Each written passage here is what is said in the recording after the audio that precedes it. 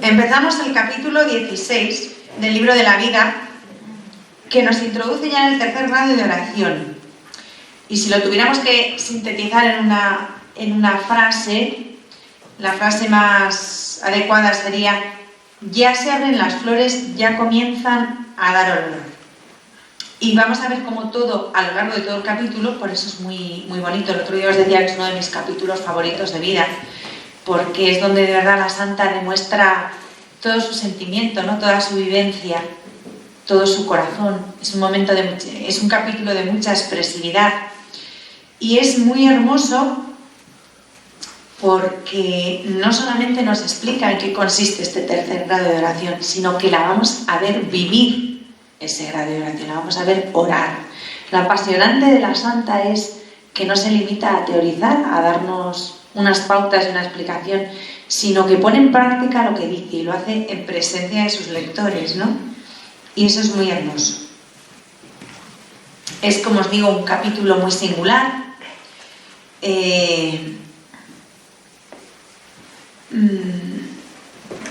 Con muchísimo contenido autobiográfico, y mientras escribe la santa se siente en determinados momentos presa de un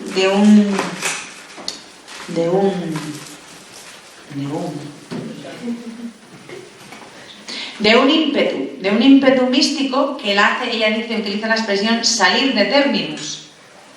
Nosotros en castellano diríamos salirse de madre. O sea, ella totalmente se deja arrastrar y se deja llevar por ese ímpetu místico. Ya en el capítulo anterior nos había prevenido y nos había anunciado algo, ¿no? Y en el título del capítulo, en el epígrafe, dice: es muy para levantar el espíritu en alabanzas de Dios y para gran consuelo de quien llegare aquí.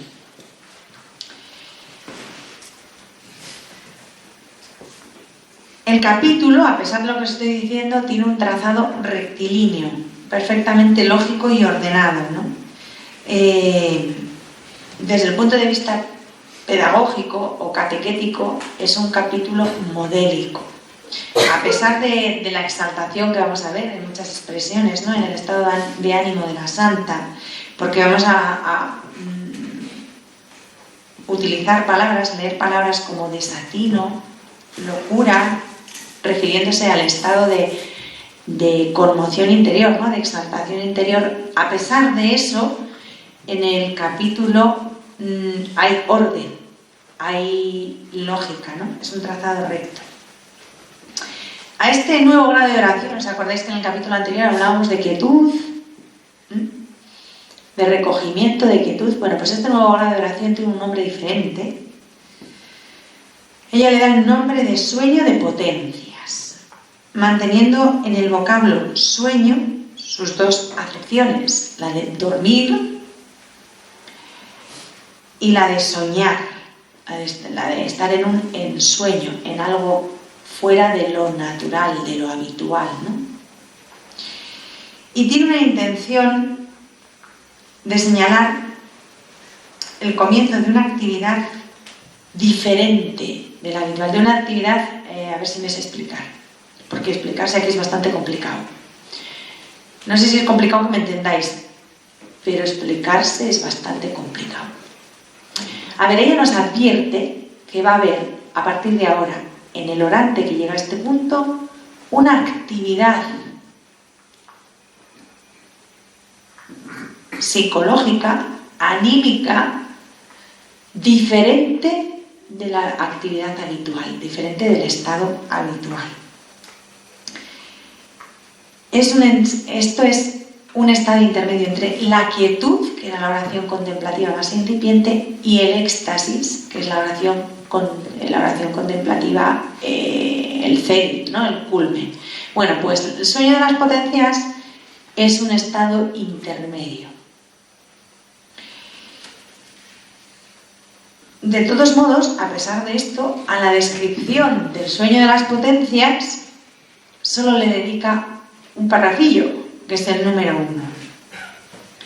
porque a partir de ahí, de esa definición, ya empieza en el número 2 a recordar, a evocar ese estado de oración que ella ha vivido ya hace 5 o 6 años. Ya lo tiene en el pasado, entonces tiene que hacer un esfuerzo evocador, ¿no? Un intentar recordar aquello, porque no es lo que está en ese momento, está más adelante. Entonces empieza a recordarlo, pues entre los años 1558 y 1560, cuando compuso sus primeros poemas, porque ella nos va a contar cómo a partir de aquí le salió la vena poética, ¿no? Pero le sale la vena poética, ella no fue una gran poetisa, fue una gran escritora, pero no en verso, fue una gran escritora de prosa.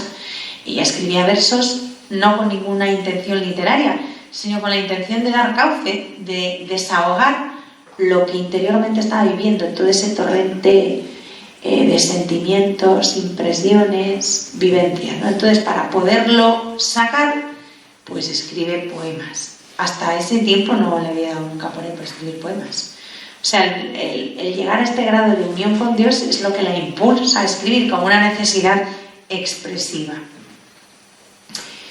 Y de hecho lo dice en el número 4, dice: yo sé de una persona que con no ser poeta le acaecía hacer coplas muy sentidas. Era ella, evidentemente, ¿no? Y de esta época es cuando escribe 1558, 1560, cuando escribe Vivo sin vivir en mí, o Hermosura que excedéis. Son los poemas más de esa época, que son los más... Yo creo que las coplas del destierro también, pero eso no lo sé muy seguro. Son los poemas quizá con mayor lirismo, ¿no? de la santa, porque luego hay otros que son coplillas, son más populares, más sencillos, pero estos que tienen mayor carga lírica, mayor carga afectiva y emocional, pues son de esta época. Porque luego ya cuando se llega al 4º grado ya ya no te dan patatuses, ya no hay que contar nada, o sea, ya simplemente uno está, ¿no? Ya uno descansa.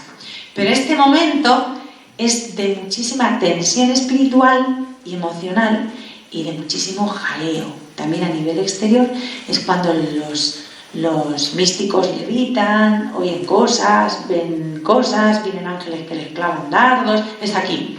Luego ya no, luego ya se han unido a Dios y ya uno se queda quieto.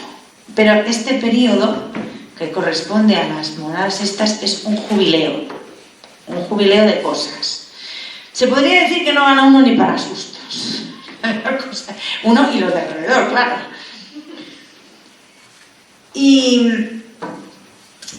en este capítulo 16 lo vamos a ver muy bien, porque es el capítulo en el que la santa utiliza mayor cantidad de exclamaciones y una serie de expresiones muy bonitas, pero que no dejan de sorprender, ¿no?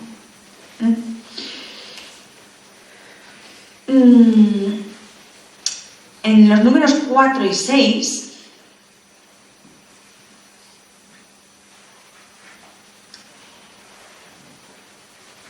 desde la evocación de la anterior experiencia, está recordando lo anterior, revive la experiencia actual, la experiencia presente. Dice: creo no soy yo la que hablo desde esta mañana que comulgué. Situación, o sea, ella comulga, tiene esas gracias de unión. Esto fue por la mañana cuando comulgó. Situación que persiste en el momento en que está escribiendo. Creo no soy yo la que hablo desde esta mañana que comulgué. Cuando esto escribo, no estoy fuera de esta santa locura celestial. Parece que sueño lo que veo. Si vamos mirando cada palabra, santa locura celestial, son expresiones que indican cosas que no son ni normales ni habituales, ¿no? Sino que exceden las cosas de este mundo. Santa locura celestial. Y lo más divertido es que cuando ella escribe nos cuenta tan tranquilamente que está en ello, o sea, está ahí, en esa santa locura celestial. En este momento nos dice, en el número 3, mientras está escribiendo, que está que no cabe en sí. y que parece que vive contra natura, o sea, que vive sin vivir, como dice el poema, ¿no? Vivo sin vivir en mí. Y entonces pasa a dirigirse a Dios en una especie de exclamación, de soliloquio vehemente. Rey mío, suplícoos yo, que estén todos los que yo tratare locos de vuestro amor. Este es un clamor que dirige a Dios con una intención claramente proselitista, ¿no? Claramente de contagiarnos, de que todos los que leamos, los que trata, y en ese momento a los que está escribiendo, acabemos locos de vuestro amor, contagiados como está ella. En los números 6 y 7, sobre todo, el capítulo llega a su cenit, por decir de alguna manera, ¿no?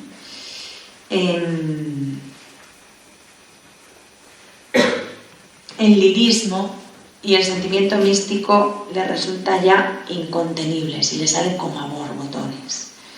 Primero, coge al pobre García de Toledo y ya en vez de llamarle padre mío se le ha trascordado la cuerda y le llama hijo mío.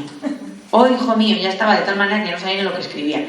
Oh hijo mío, al padre García de Toledo, que le está llamando todo el tiempo vuestra merced y padre mío, en este momento en que la cosa le sale, pues le llama oh hijo mío.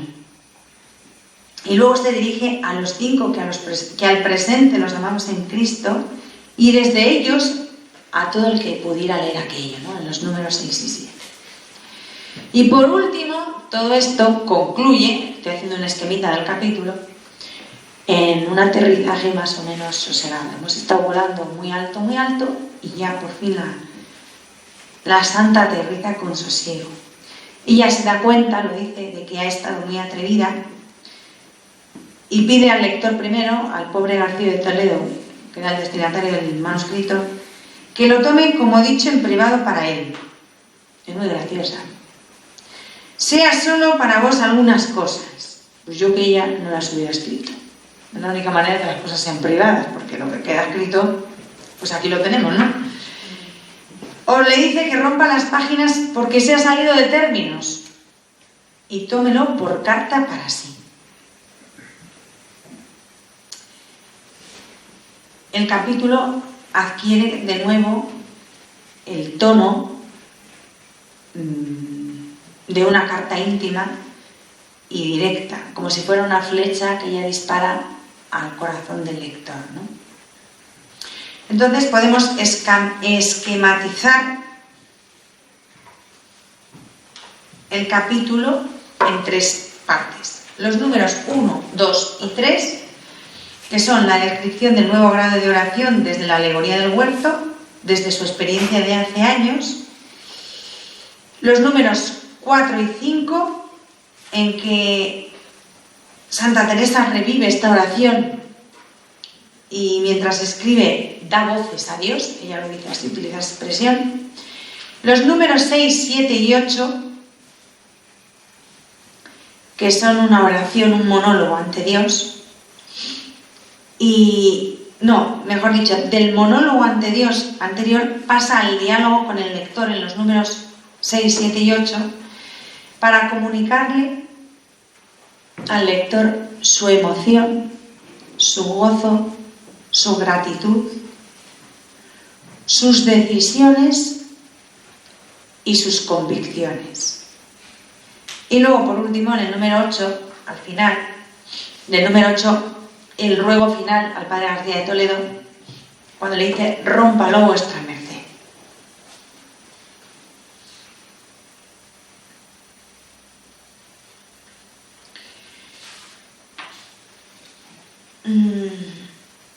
En el capítulo hay 3 filones. 3 filones que vamos a ver y a tratar de comprender.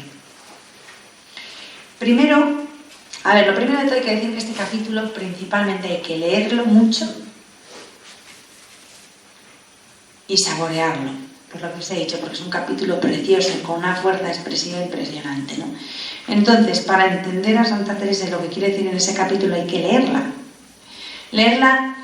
y escrutar despacio cada una de sus expresiones, ¿no? Y de alguna manera, si podéis, pues dejaros arrastrar por ella, arrastrar por su pasión, por su enamoramiento, por su intensa emoción, ¿no? Vibrar al unísono con ella. Digo que en la exposición del capítulo, lo primero que vemos, ya lo hemos dicho, es una breve descripción. Una descripción bastante simple de lo que es la oración mística. Quiero decir, no bastante simple porque la oración sea simple, sino bastante simple en el sentido de sencilla, bastante fácil de comprender. Que luego ella, a lo largo de todo el capítulo, va a ir coloreando con un montón de pinceladas. Es como si primero hubiera hecho un dibujo en blanco y negro, ¿vale? Él lo perfila el dibujo. Y a lo largo del capítulo va coloreando ese dibujo. Y en segundo lugar, vamos a ver a Santa Teresa orando. A Santa Teresa engolfada en la misma oración. Y por último vamos a ver su desbordamiento, ¿no?, efusivo hacia los lectores. Es como si de pronto se diera cuenta de que no está sola y que hay más gente en la habitación y entonces reparan que están y se dirige a ellos. Pues algo así. Empieza recurriendo al símbolo del huerto y del agua.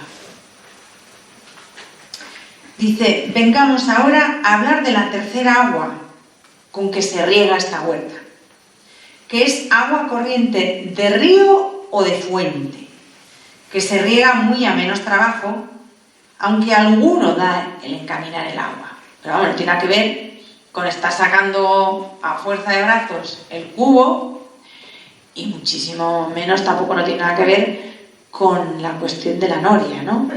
No, aquí el agua viene ya en un torrente. Lo único que hay que hacer es tener cuidado de que no se desborde por los lados, de que no se pierda y que vaya bien encaminada hacia el huerto.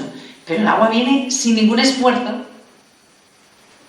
El agua viene, yo solo la encauzo, no la procuro, no la saco. Con la noria había que sacarla y ya no te cuento con el cubo.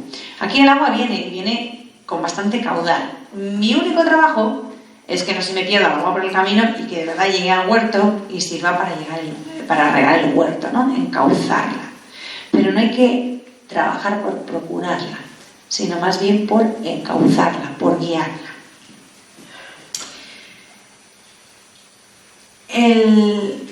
Esta indicación que nos ha hecho, esta explicación del símbolo, la completa Santa Teresa con un toque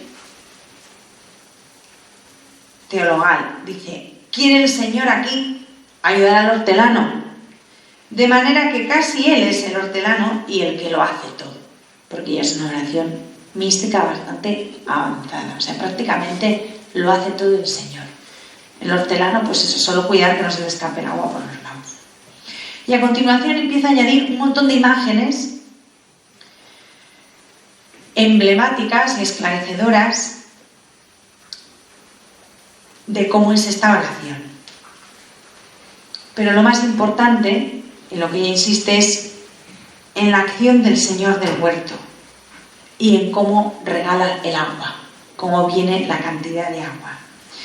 Este agua es la gracia, ¿no? Es la gracia desbordante que, como llega a chorro, ya en un cauce, es la que produce conmoción. Llega a tal cantidad de agua que resulta difícil encauzarla.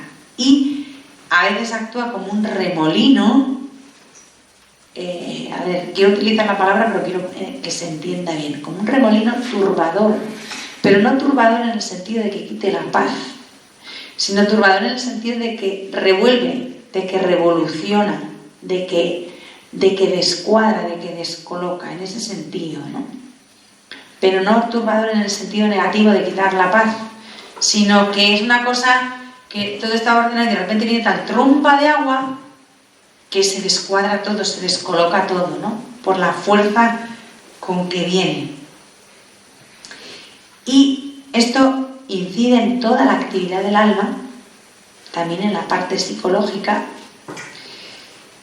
y tiene un efecto diferente en cada una de las potencias. Esta avalancha de agua, esta tromba de agua, actúa de una manera en la memoria, de otra manera en el entendimiento y de otra manera en la voluntad. Es el agua de la gracia, la que da, dice la Santa, la que da en la garganta de esta alma, casi hasta anegarla de amor, casi hasta atragantarla. O sea, si tú te pones a beber agua y te echan un montón de agua a chorro en la boca y no te da tiempo a tragar, no es que sea malo, es que te puedes atragantar, ¿no? Pues este es el asunto, que llega tal tromba de gracia, tal avalancha de Espíritu Santo, de acción de Dios, que uno no la puede tragar, no la puede canalizar y puede como atragantarse, pero no es malo, es demasiado bueno, y el problema es que no estamos capacitados para recibir tanto bien, ¿no?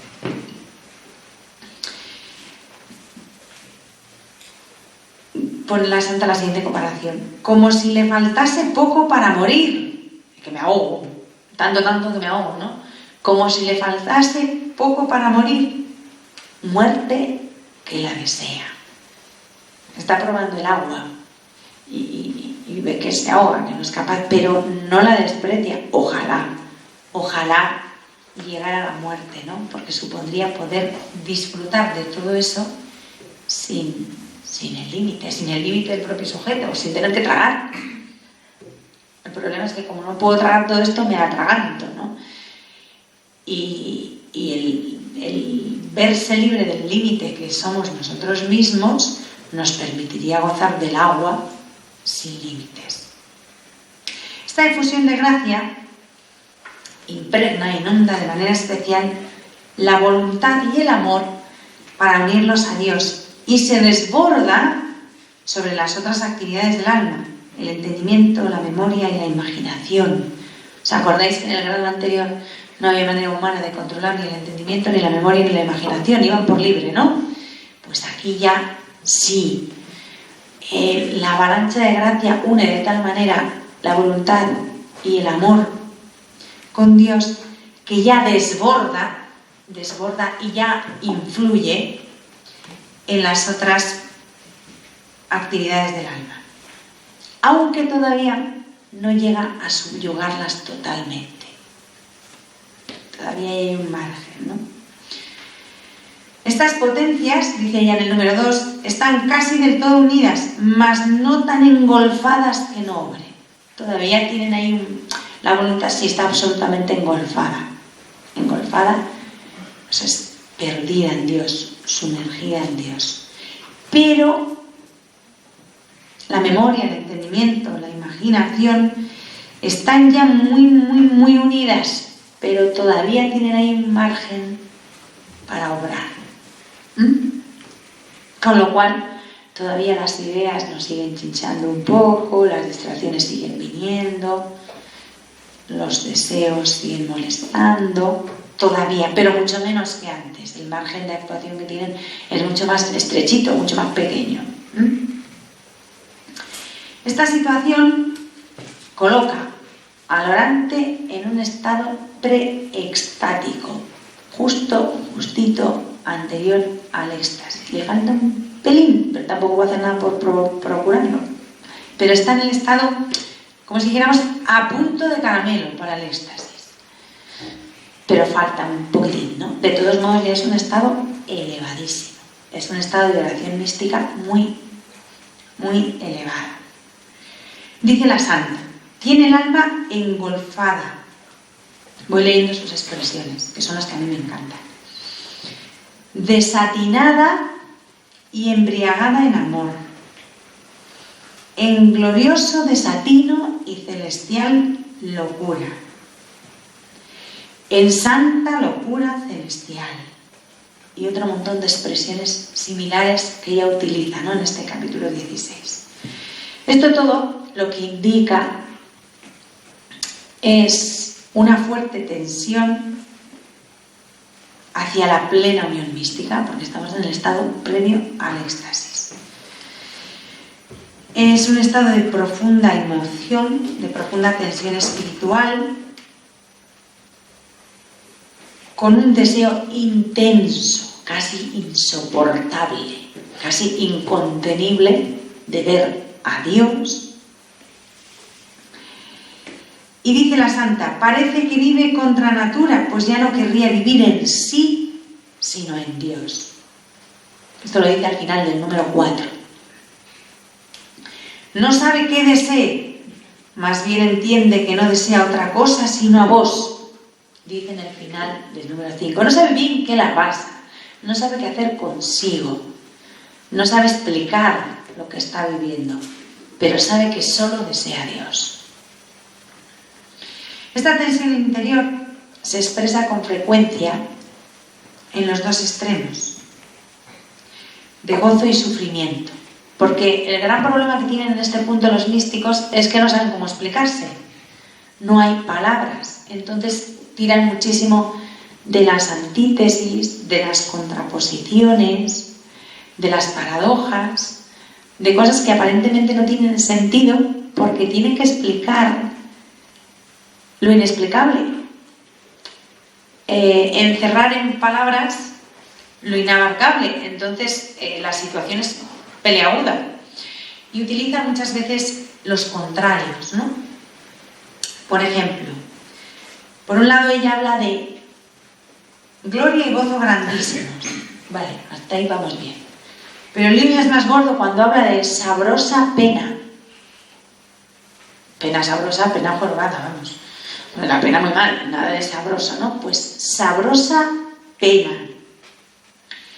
Hasta el extremo de que todo su cuerpo y alma querría que se despedazase para mostrar el gozo que con esa pena siente. Toma ya. ¿Y cuál es el gozo? El gozo es estar en el punto que está. A punto, ¿no? Le falta un poquitín. Y la pena que siente es la de no haber llegado aún. Estamos en el estado previo al éxtasis. Y la pena es el deseo de esa unión completa que ella no puede lograr, pero que desea de tal manera que le produce pena ese deseo. ¿A qué me he explicado como un libro abierto? Si no lo entendéis, lo siento, pero no lo sé decir mejor. Os lo leéis y cada cual que le pida luz al Espíritu Santo, pero yo ya no digo más. O sea, desea tanto eso que como no lo puede alcanzar, siente pena de ese deseo. Pero ese deseo, aunque es penoso porque no es pleno, es gozoso porque es lo que desea. Que bien me explico. Que no lo sentí mejor, cada cual que se las componga. Si no sabía casi decirlo Santa Teresa, pero como para contároslo yo. El alma querría se despedazase, como si despedazando se fuera a demostrar algo. Bueno, el alma querría se despedazase para mostrar el gozo que con esta pena siente. O sea, que es una pena sabrosa, gozosa, deseable.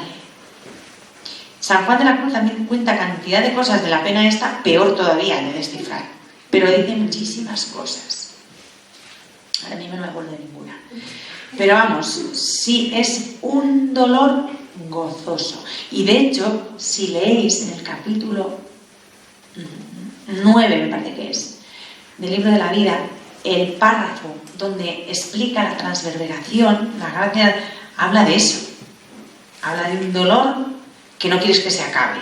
Pues qué raro, pero porque es un dolor sabroso, gozoso, que le duele pero que no quiere que se acabe, que ojalá no se acabara nunca, que ojalá no se pasara, que ojalá fuera siempre, pero por otro lado tiene miedo de que no se puede soportar siempre, pues porque es un estado indescriptible.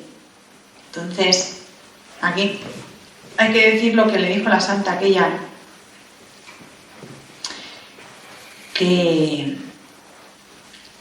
una de las veces que recibió la merced del dardo, pues no podía evitar emitir ciertos quejidos por ese dolor gozoso. Y la otra, Pánfila, que no se enteraba de nada, va y le pregunta que si se encuentra mal, que si le duele, y le dice, sí, hija, pero vaya y pida que otro tanto le pase. Nada de arreglarme, sino que te averíes tú, ¿no?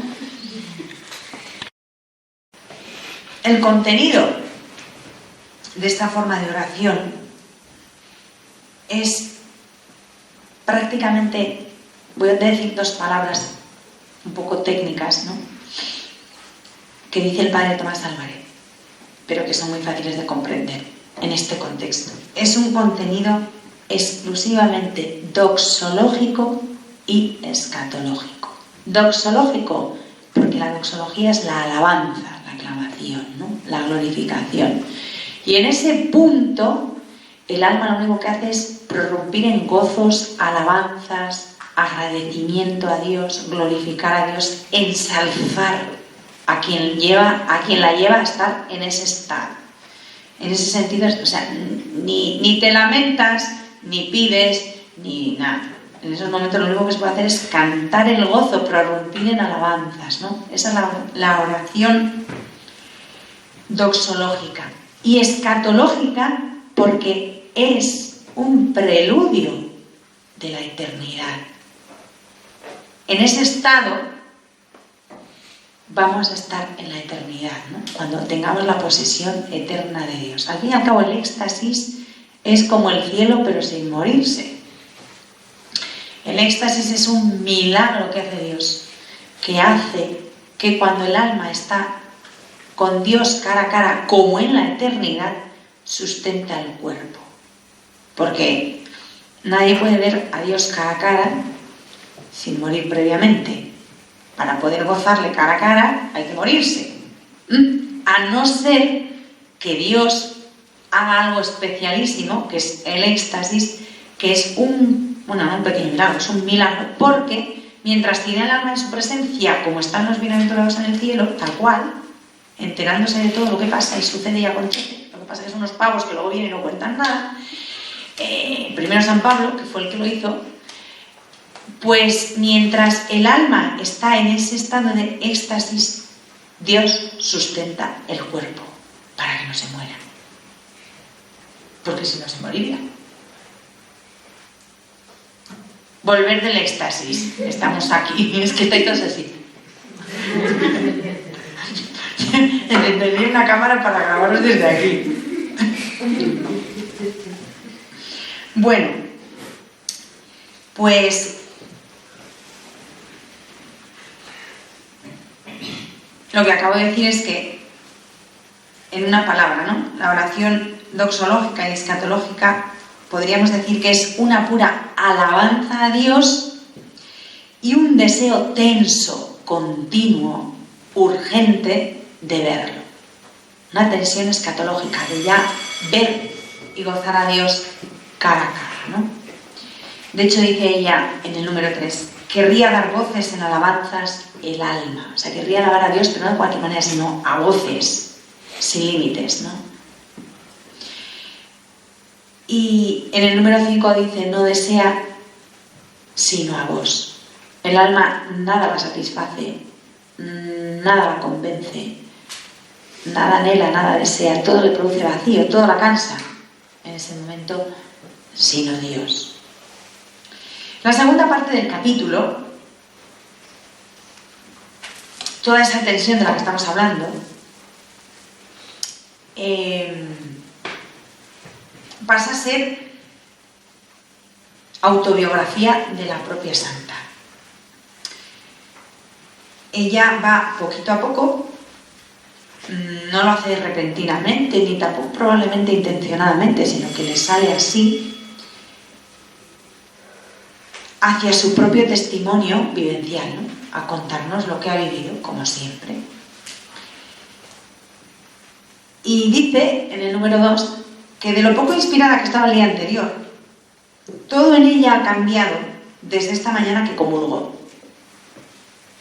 Hoy, acabando de comulgar, me dio el Señor esta oración, tal cual, nada, sin poder ir adelante. Comulga y nada de dormirse en la acción de gracias. Se encuentra en este estado de oración y estando así, se pone a escribir. Y puede escribir porque es el estado previo al éxtasis. En el estado del éxtasis ni escribir ni nada, porque está todo.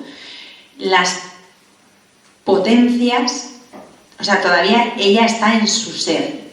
Porque cuando se llega al grado siguiente, ya lo veremos, pues no sabemos bien dónde están, en Dios. pero el cuerpo ni da ni toma. No,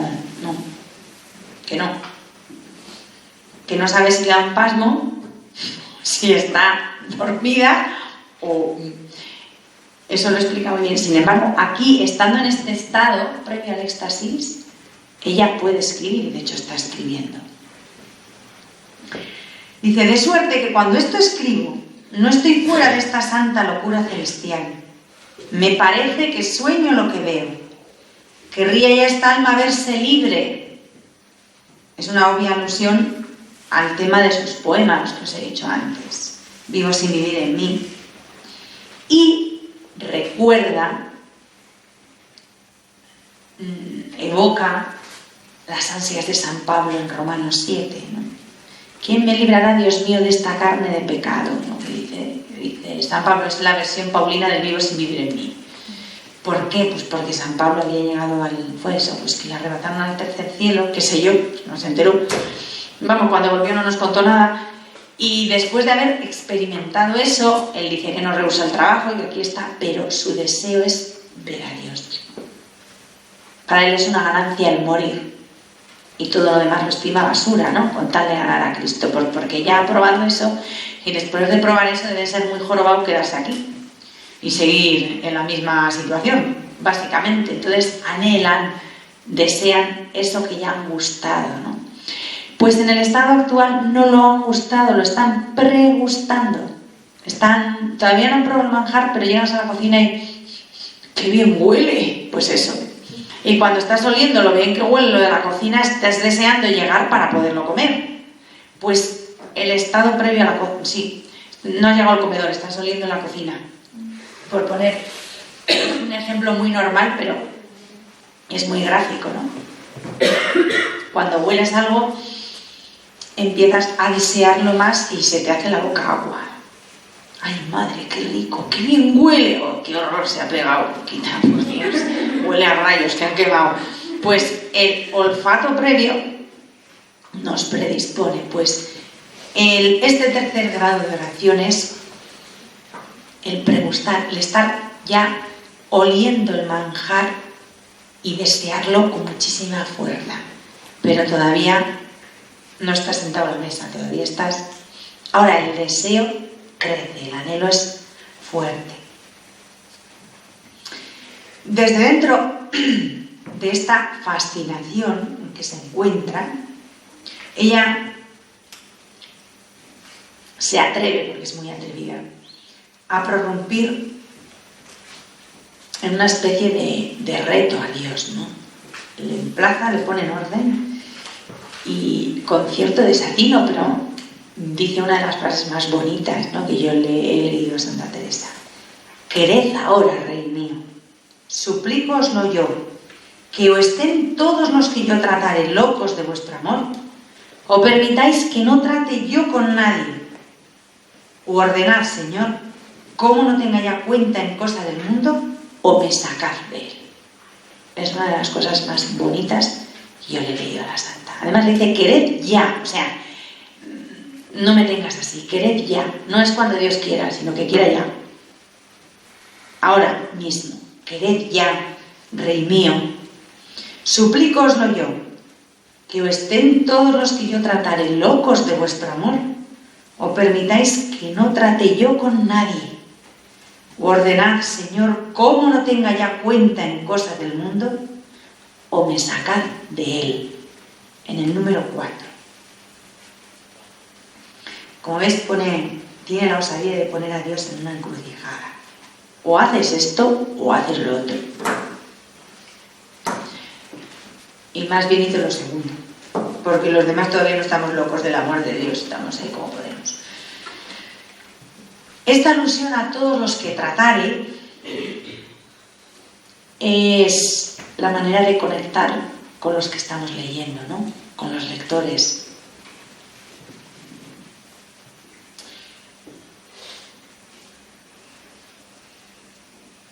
Primero con el pobre García de Toledo, que no sabemos lo que pensaría cuando leyó todo esto.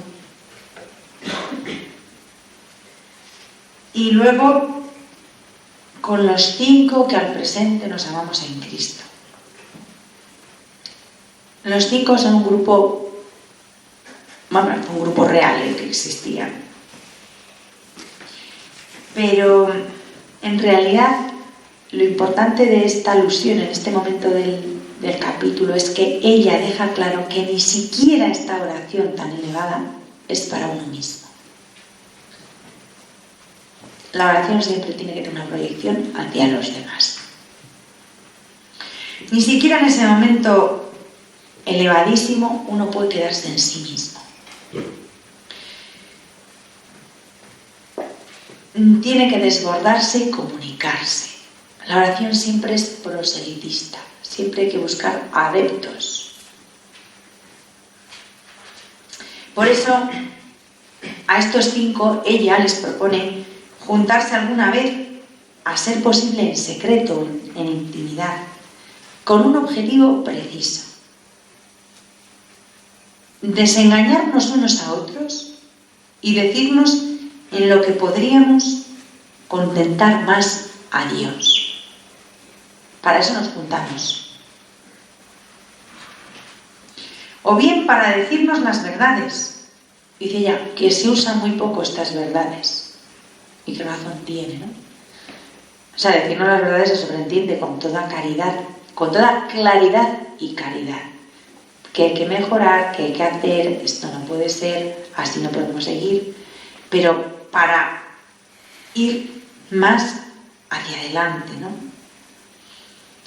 Dice, no hay quien tan bien se conozca así como nos conocen los que nos miran, si es con amor y cuidado de aprovecharnos. Uno no tiene un conocimiento propio real porque nos disculpamos tranquilamente. Entonces necesitamos de personas que hagan el mismo camino de oración que nosotros, que nos quieran de verdad y nos den luz sobre nuestros pecados, sobre nuestras faltas, sobre nuestras imperfecciones.